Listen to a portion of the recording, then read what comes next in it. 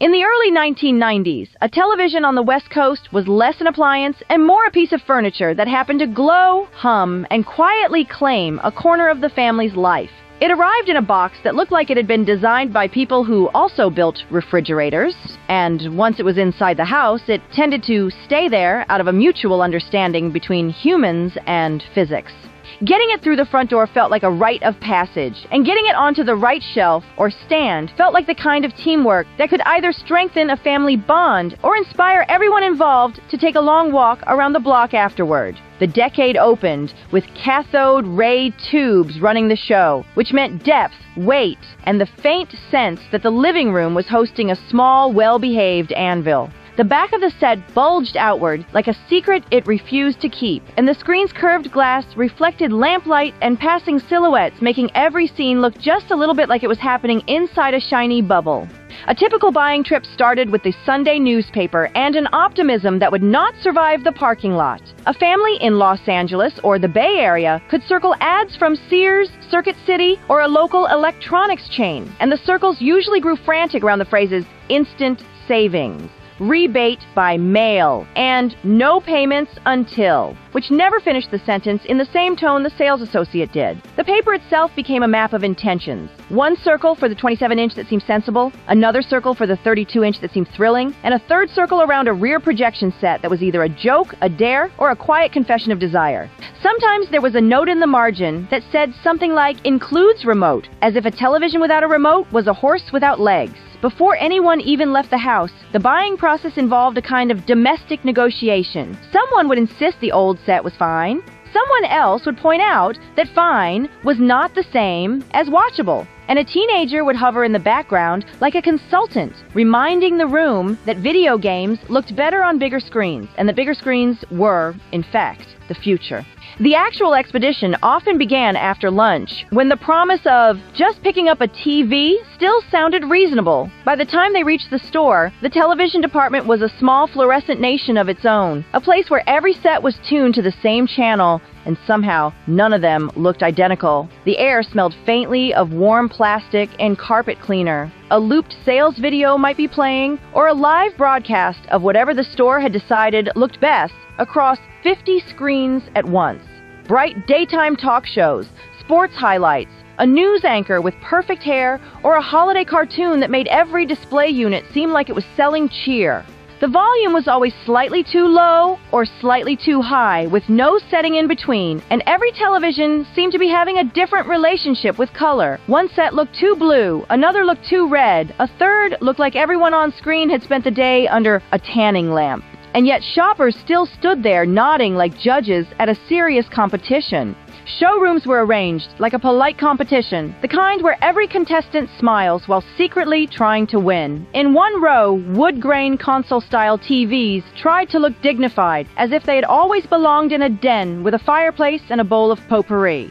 Some even had doors, which suggested that television was something refined people concealed when company came over, like a bar cart or an emotional outburst. Across the aisle, black or gray plastic sets leaned into the future, their bezels thick, their corners rounded, their speakers proudly visible like they were ready to announce the evening news personally. There were sets perched on shelves, sets on stands, sets stacked like electronic books, and sets positioned at angles that made it hard to tell if they were being sold or being displayed as modern sculpture. The televisions were staged with a logic that said, the bigger it is, the closer it gets to eye level, as if shoppers would be hypnotized into upgrading simply by walking forward. It was not a subtle system, and it worked often enough that the aisle remained the same year after year. The salesperson had a practiced routine that blended friendliness with efficiency, the way a good tour guide behaves when they've led the same group 100 times. First came the questions that sounded personal, but were really architectural. How big is the room? How far is the couch?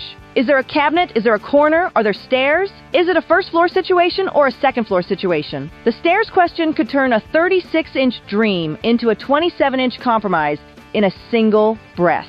It could also turn a confident shopper into a thoughtful one, because a big CRT did not simply get carried. it got managed. Direct view CRTs had a particular way of being only this big until someone remembered that glass is heavy and corners are sharp, and then the practical adult in the group would quietly start looking at the 25-inch aisle like it had always been the plan. Even the packaging seemed to know this, with warnings and icons and team lift suggestions that felt both sensible and faintly insulting, as if the box were questioning a person's strength.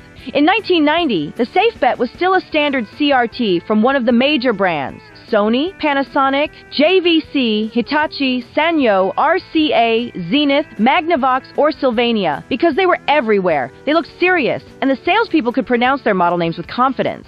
The brands had personalities in the minds of shoppers, whether or not those personalities were deserved. Some names felt fancy, some felt solid. Some felt like the kind of television a friend's parents owned in a living room where nobody was allowed to eat. Sony's Trinitron reputation hovered over the department like a halo made of marketing. People didn't always know why it was supposed to be better, but they knew the colors were punchier, the image cleaner, and the price tag higher, which in retail math meant probably worth it. A shopper could stand with arms folded, staring at a Trinitron picture and nod as if evaluating art, as if the skin tones and the saturation were carrying deep moral meaning. Meanwhile, the family's teenager stood nearby, imagining a Super Nintendo connected to those extra inputs the salesman kept pointing at like they were sacred ports, already hearing the startup chime in their head. The price landscape had its own rules, and those rules were designed to make sense only after someone had already fallen in love with a particular screen size. A small bedroom CRT might run a few $100s, and the living room sizes climbed fast, the numbers rising, with the inches like a staircase designed by someone who disliked budgets. A modest set could feel affordable, while the next size up felt like a leap into extravagance, even if the difference was only a few inches of diagonal glass. Rear projection sets, those huge cabinets that promised a wall of entertainment, lived in a different category altogether. The kind of thing that made people whistle softly through their teeth or laugh in disbelief while still reading the price tag twice. They were the big screen before the phrase meant a thin panel, and they carried themselves like luxury vehicles. Impressive from the front, complicated when you got close, and best purchased by someone who had already accepted that their weekend would involve rearranging furniture, arguing about where it could fit, and measuring the doorway with the seriousness of a construction project.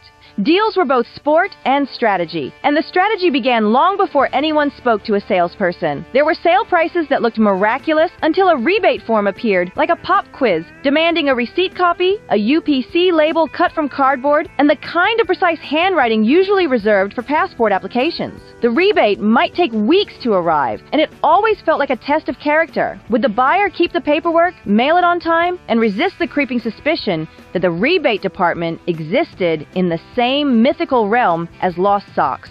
Some stores offered bundles, a TV plus a VCR, maybe a pair of speakers that were technically free but somehow still raised the final total, or cables packaged in a way that suggested they had been woven from rare metals. The middle of the decade had its own special temptation in the TV VCR combo because it promised a cleaner setup and fewer wires. Two goals that, in a 1990s living room, were as ambitious as world peace. These combo units were popular for bedrooms, dorm rooms, and kitchens, where a person could watch morning news while eating cereal and pretend they had their life together, even if the clock on the VCR blinked 12 forever like a tiny electronic shrug. Warranties were discussed with the solemnity of insurance and the emotion of superstition, as if the television could sense skepticism and retaliate. The manufacturer's warranty was usually the baseline reassurance, parts and labor for a limited time, enough to make everyone feel responsible and mildly protected. Then came the extended warranty pitch, delivered with a knowing look, like the salesperson had personally witnessed televisions dying of mysterious causes the moment the standard coverage ended. The pitch often included phrases like power surges, picture tube, and repairs can be expensive, and those phrases landed differently depending on the buyer's mood. Some customers imagined lightning bolts striking their neighborhood. Others imagined the remote slipping between couch cushions and somehow voiding the laws of electronics. Everyone knew, deep down, that a television had the ability to break at the worst possible time, ideally right before guests arrived or during the season finale of a show that had been discussed at work all week. Some shoppers bought the extended plan out of fear, others out of principle refused it, and a smaller, rarer group bought it because they were the kind of adults who actually kept receipts in labeled folders, a breed of person both admired and faintly suspected of having secret superpowers. Once a TV was chosen, the final obstacle was not the register, but the logistics, because a television could be purchased in minutes and moved in hours. Smaller sets could ride home in a sedan if the trunk was accommodating, and nobody needed to see out the rear window. Bigger sets demanded station wagons, minivans, pickups, or favors from friends with strong backs and loose schedules. The moment the box appeared, everyone learned the difference between screen size and overall size. And also learned that cardboard handles were a lie, a cruel joke printed in bold.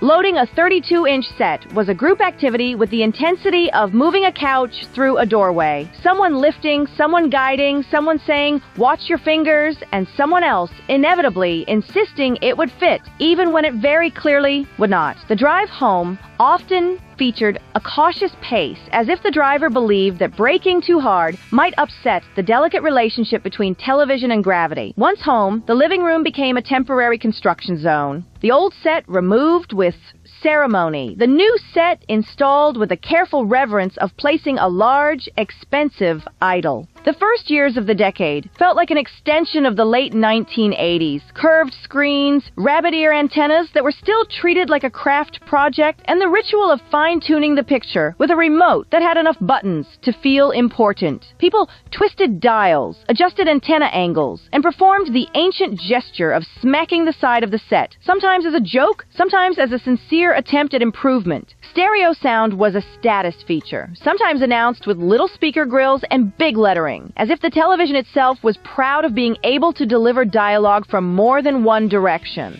Inputs mattered too, because the TV was becoming less a single-purpose object and more a hub. A set with multiple composite jacks was basically saying it welcomed a VCR, a game console, and maybe a camcorder, and would not judge the spaghetti of cables that followed. A set with S-video was a bit fancier, a wink to people who cared about sharpness and had begun to suspect that the cable company was not their friend, and that the fuzzy picture might not be just how TV looks after all.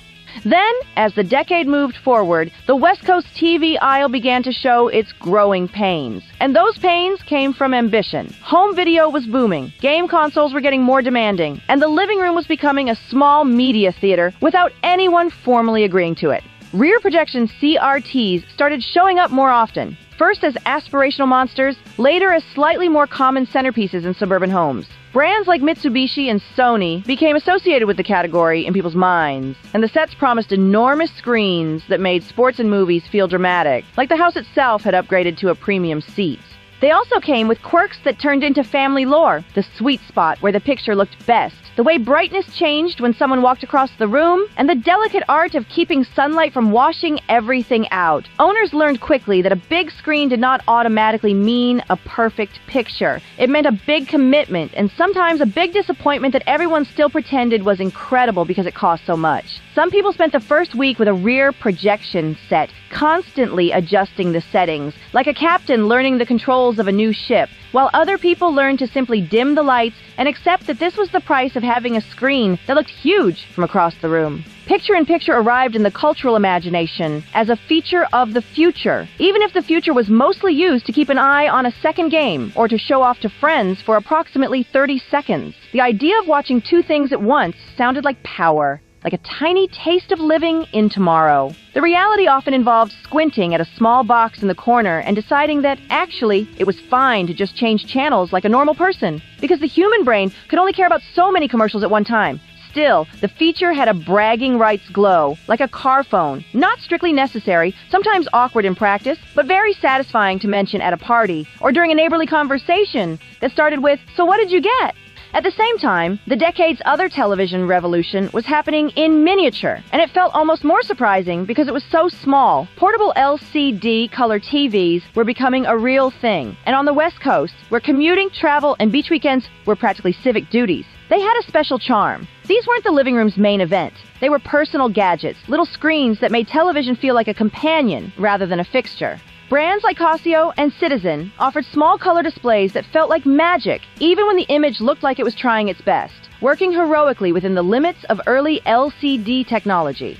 A pocket TV could perch on a kitchen counter, ride in a backpack, or sit beside a sleeping bag during a camping trip, flickering bravely in the face of questionable reception and the occasional gust of wind that threatened to tip it over. They ran on batteries, which meant they were always one trip away from teaching their owners the harsh truth about spare AA supplies and the way battery life evaporated the moment something interesting came on. The appeal was not perfection. The appeal was independence. Television that followed the viewer instead of anchoring the furniture. Television that could be claimed as mine rather than the family's. By the mid-1990s, the showroom had started to look subtly different, as if the industry had decided that televisions should stop looking apologetic about being televisions. The TVs were still bulky, but manufacturers were trying to make them feel less like boxes and more like intentional objects. Cabinets got sleeker, plastic finishes aimed for modern instead of appliance, and some sets adopted designs that seemed to borrow from stereo equipment, creating the illusion that everything in the room belonged to the same sophisticated system. Some models hinted at flat screens or reduced curvature, which was exciting enough that people could be seen pressing their faces closer, as if flatness might be confirmed by proximity and personal belief. Retailers began emphasizing convenience as much as quality. Better remotes, on-screen menus that looked friendlier, and more connection options for an expanding ecosystem of devices. Even the act of changing channels became less mechanical and more digital feeling, with on-screen displays that briefly announced volume and input settings, like the TV was talking back in a polite, informative tone. Prices remained a dance between desire and restraint, and the dance steps were often choreographed by sales flyers and seasonal promotions. Shoppers could still get a basic, reliable CRT without taking out a second mortgage, but the premium models, especially larger direct view sets and projection units, kept their grip on the thousands category. Stores leaned into financing plans and monthly payments, and a family might leave believing they had outsmarted the system by paying a modest amount each month, only to later realize the system was, in fact, designed by people who were very good at math and very good at persuasive signage. Still, there was something wonderfully optimistic about it. The belief that a better television would improve the household's overall happiness, and that happiness could be purchased at a register next to a display of blank VHS tapes, universal remotes, and head cleaning kits that promised to rescue a VCR from the consequences of everyday life. Performance differences became easier for regular people to notice, partly because the customers were learning, and partly because the products were diverging. Some sets had richer color, some had a crisper edge, some handled motion better, and some made everyone look a bit like they'd been lightly airbrushed, which could be flattering until it made a news broadcast feel oddly dreamlike. A well-tuned Sony Trinitron could impress even the skeptics, with a picture that felt solid and confident, like the image had decided to be where it was and planned to stay there. Other brands offered sturdy dependability, the kind of set that simply worked year after year through heat waves, rainy seasons, and the occasional remote control mishap that resulted in mysterious settings nobody remembered choosing. Rear projection units dazzled at first glance, and then invited debate once people sat down and realized that a big picture could still be fussy. Everyone had an opinion about brightness, viewing angle, and whether the big screen experience was worth it compared to a smaller set with a sharper picture. These debates often ended with someone saying, "But look how big it is," which was difficult to argue with in a decade that loved scale and treated screen size as a measure of modern living. Late in the 1990s, televisions began flirting with the digital future in a way that felt both thrilling and slightly confusing, like being invited to a party where the dress code was unclear. The industry started talking more about enhanced definitions and new kinds of connections, and the word component began showing up with an air of importance, as if merely owning the correct ports placed a household closer to tomorrow. Some sets were ready for what was coming, a promise that required a consumer to believe that the future would arrive in a way that respected their receipt, their budget, and their existing furniture. There were also the first glimpses, more rumor than reality for most households, of flat panels. They were rare, expensive, and discussed with the reverence usually reserved for exotic cars. The kind of purchase people described with phrases like someday and when the prices come down. For most West Coast shoppers, the reality remained a CRT, perhaps a slimmer one, perhaps a bigger one, perhaps one with a flatter-looking front that made it feel almost modern enough to qualify as a preview. But the direction was clear. Depth was becoming a problem to solve, not a fact to accept. In the end, the 1990s TV buying journey on the West Coast was a blend of commerce, theater, and minor athletic competition. It involved showrooms humming with identical programming, salespeople with laminated badges, price tags that seemed to change depending on the day of the week, cardboard rebate forms that demanded sacrifice, and warranties offered like talismans against bad luck. It involved brand loyalties that felt inherited and model numbers that became shorthand for family pride, the kind of letters and digits that might get repeated for years whenever someone asked, "What kind of TV is that?" It also involved a quiet decade-long transformation from televisions as heavy, boxy furniture toward televisions as devices. Smarter, more connected, and increasingly unwilling to take up half a room. And it involved, too, the gradual shift in how people talked about watching, from turning on the TV to hooking something up, as if the screen were becoming less a single portal and more a stage for whatever the household decided to plug into it.